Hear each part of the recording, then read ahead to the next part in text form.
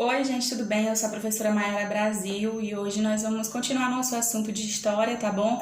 É uma aula de história, a gente já terminou o Egito, a gente já falou muita coisa sobre a Mesopotâmia, já falamos muito sobre pré-história e hoje nós vamos dar continuidade aí aos estudos de civilizações antigas, né?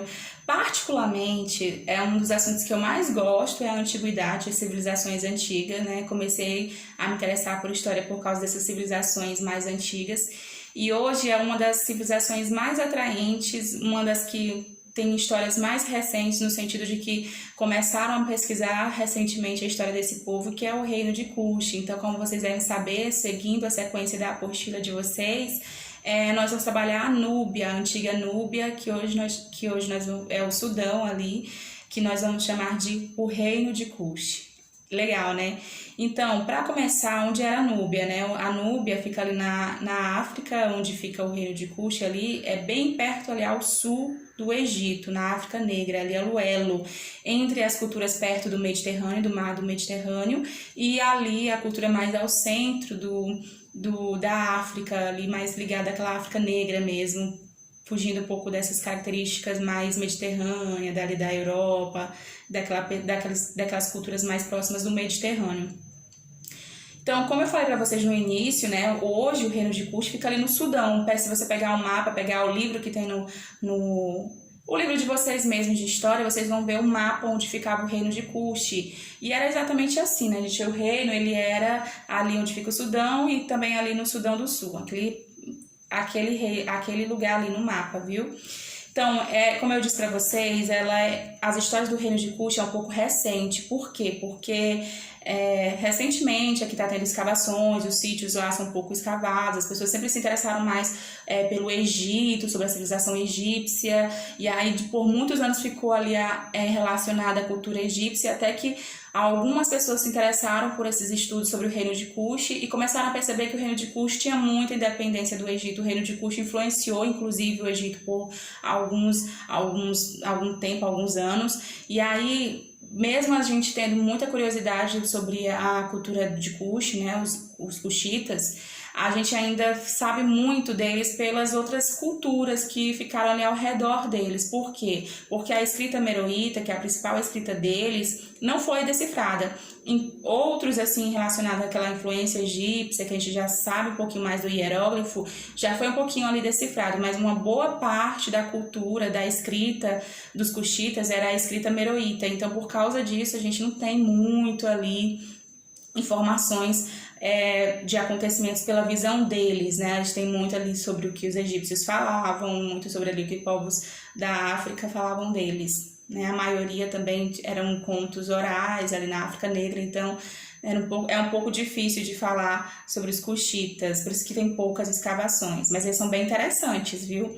E, claro, essa escrita meroíta vai sofrer influência do período das Candaças, que nós vamos ver nesse vídeo. O período meroíta dos Kushitas vai ser o período que nós vamos ver as Candaças, que eram as rainhas negras, né, ali do Nilo. Como vocês devem saber, os Kushitas eles também moravam ali ao redor do Nilo, só que os egípcios eram mais ali perto do Mediterrâneo, ao norte.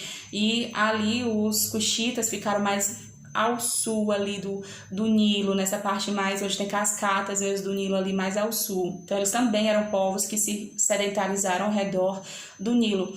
Falando em sedentarização, que nós já estudamos o que é nômades, o que é sedentários, então bem no início da história dos Kushitas, eles eram aqueles povos que viviam da caça, da coleta, da pesca, então eram nômades, eles começaram a se fixar ao redor do Nilo, quando eles aprenderam a distribuir a água para o seu povo, fazer canais de irrigação, fazer canais que levavam a água para lugares mais longe, porque como a gente sabe, o Nilo ele tinha períodos de seca, né, que o Nilo ficava bem sequinho, e aí depois tinha um momento de cheia do Nilo, então ninguém morava perto dos rios, então essa distância que tinham que ter do rio atrapalhava na hora de buscar água para beber, para consumir, para outras coisas também.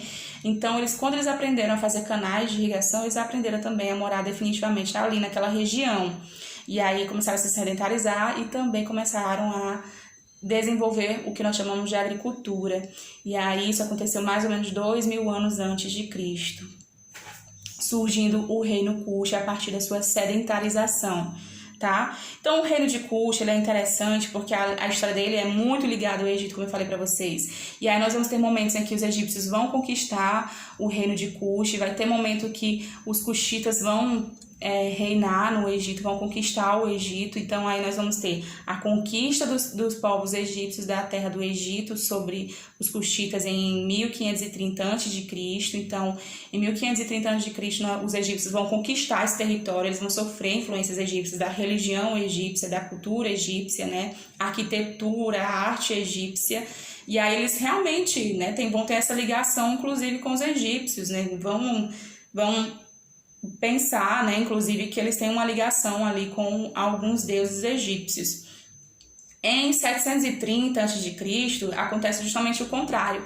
Os cuxitas vão lá e dominam o território do Egito, né? Dominam ali o reino do Egito.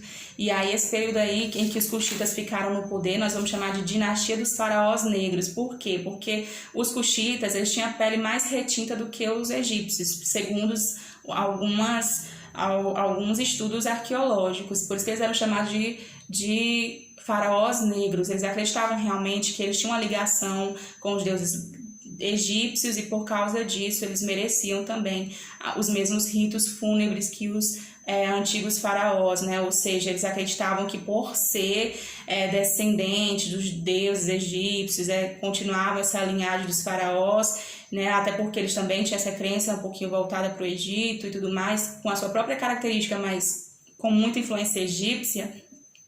Eles vão acreditar também que eles são ali herdeiros da imortalidade, que eles tinham que fazer também, iguais aos faraós que a gente viu nas primeiras aulas lá de Egito, eles tinham que fazer pirâmides, tinham que preparar ali os ritos fúnebres para que eles possam voltar, né, ter a vida aí após a morte. Então, eles vão usar os faraós negros, que vão ser esses que vão governar no período em que o Egito está submetido aos cuxitas. Nós vamos chamar esses faraós aí faraós negros, que a coroa deles vai ser com 2 serpentes. Então, quando vocês olharem na internet alguma imagem, alguma figura, né, algum objeto egípcio antigo, que vocês vão ver lá a coroa com 2 serpentes, simboliza justamente isso, né? Os faraós negros, eles acreditavam que eles estavam governando tanto o Egito quanto ali os cuxitas, né? Então, por causa disso, eles eram os reis das 2 terras. Então, o rei das 2 serpentes, né? Então, o rei das 2 terras, reis das 2 serpentes. Então, na coroa deles tinha ali, não é chifre não, gente, é ali serpente, viu? Tinha 2 serpentezinhas na coroa, simbolizando as 2 terras que ficavam ao redor do Nilo, Egito e Cuxi. Consideravam-se sucessores dos faraós, por isso também construíram pirâmides, algumas menores do que aquelas lá que nós já estudamos, e prepararam aí o terreno da imortalidade. Características do reino de Cush. E aí a gente vai ter uma outra aulinha na próxima aula, a gente vai ter vamos ter 2 aulas sobre o reino de Cush, né? Nós vamos ter aí hoje essa parte mais de introdução, um pouquinho ali como é a eleição dos reis, quem eram as Candaces, e na próxima aula a gente vai ver um pouquinho mais sobre isso. Quais são as 2 principais características do reino de Cush, né? É a mesma coisa do Egito? Não. Primeiro porque a eleição dos reis deles era diferente dos egípcios, né? E também a questão das Candaces, das mulheres na política, porque muitas civilizações foram patriarcais. E as pessoas pensam, desde o início dos tempos, sempre foi os homens no poder. Negativo, nós tivemos várias culturas, tanto chinesa, como aqui cuxitas, como outras civilizações antigas, que tinham mulheres no poder, inclusive em muitos momentos matriarcais, né? Então, nós vamos ter aí a primeira característica, a eleição dos reis, e as mulheres na política, são diferenciais. Hoje nós vamos ver um pouquinho de cada. Então, a escolha do rei, como é que funcionava? Os líderes da comunidade, então dentro dos cuxitas tinha aqueles líderes de comunidade, as pessoas mais influentes da sociedade. Esses líderes se reuniam, votavam entre si quem era o mais adequado, mais ali preparado para governar o reino, e aí escolhia, né, um destes. E aí, quando era escolhido pelos líderes, pelo homem, eles iam perguntar aos deuses se aquele era o candidato ideal, né? Então, eles jogavam sementes e aí interpretavam essas sementes, e a partir dessa interpretação, eles diziam quem era o rei adequado de acordo com os deuses. E aí nós íamos ter o rei que ia governar. depois que jogavam a semente, eles faziam uma festa de coroação, né? Uma baita de uma festa aí para comemorar o rei escolhido pelos deuses. O rei tinha guarda permanente, então nós vamos ter um exército no reino cuxita, caras que vão ser responsáveis mesmo pela segurança, a função deles vai ser isso, a profissão deles vai ser essa. E o rei contava também com altos funcionários, ou seja, tanto no sentido ali religioso, ele precisava de grandes funcionários para ajudar, né, a governar todo o reino em relação a ritos, por isso vai ter sacerdotes lá também. Também precisava de altos funcionários para ajudar na administração, porque uma pessoa sozinha não dava conta. Então, tinha ali os responsáveis, os escribas, que eram para ali na parte administrativa. E nós tínhamos também ali a figura do rei, tinha que ser muito voltada à questão militar, né? Punho forte, ser uma pessoa muito voltada para o militarismo. Por isso que o exército era tão estimado. Falando em exército, não tinha só esse grupo aí que eu falei para vocês que ficavam ali para defender o país, o povo, né, a etnia. Nós tínhamos também, em tempos difíceis, eles chamavam todos ali, inclusive camponeses, inclusive qualquer pessoa, homem que vivia ali em Cush, né, já tinha uma idade ali legal para ir para a guerra. Em momentos difíceis, todos os homens iam para a guerra.